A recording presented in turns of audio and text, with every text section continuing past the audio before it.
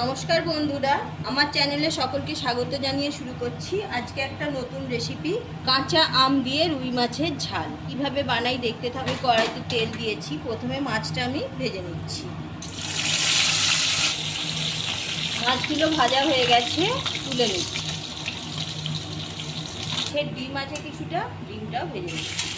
ফোড়নে দিয়ে দিচ্ছি শুকনো লঙ্কা, 5 ফোড়ন। আমগুলো দিয়ে দিচ্ছি, ভালোভাবে নাড়াচাড়া করে আমগুলো ভেজে নিচ্ছি। আমগুলো নাড়াচাড়া করে ভেজে নিয়েছি, দিয়ে দিচ্ছি হলুদ গুঁড়ো, লঙ্কা গুঁড়ো, জল।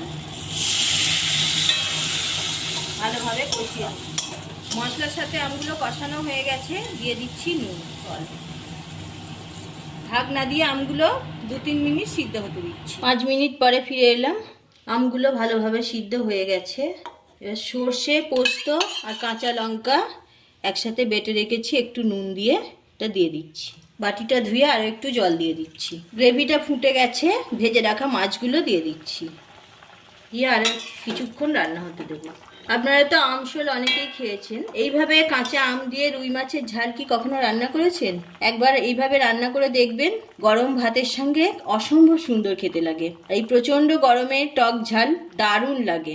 রেসিপি ভালো লাগলে লাইক দেবেন, প্রচুর প্রচুর শেয়ার করুন। দিয়ে দিচ্ছি একটু চিনি।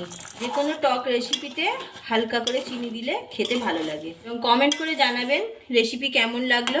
যে সকল দর্শক বন্ধুরা নতুন, তাদের কাছে রিকোয়েস্ট, আমার চ্যানেলটা সাবস্ক্রাইব করে পাশে থাকুন। পাশে থাকা বেলটি প্রেস করুন, যাতে নতুন কোনো ভিডিও আপলোড হলেই আপনার কাছে পৌঁছে যায়। কতটা সুন্দর দেখতে হয়েছে দেখুন। এইভাবে আপনারা বাড়িতে বানিয়ে আমাকে কমেন্ট করে জানাবেন কেমন হয়েছে। আর গ্যাসটা অফ করে দিচ্ছি, একটা পাত্রে ঢেলে নিচ্ছি। একটা পাত্রে নামিয়ে নিয়েছি। দেখতেই পাচ্ছেন কতটা সুন্দর হয়েছে। গরম ভাতের সঙ্গে জাস্ট জমে যাবে। সম্পূর্ণ ভিডিওটা দেখার জন্য অসংখ্য ধন্যবাদ। আবার দেখা হচ্ছে পরের ভিডিওতে।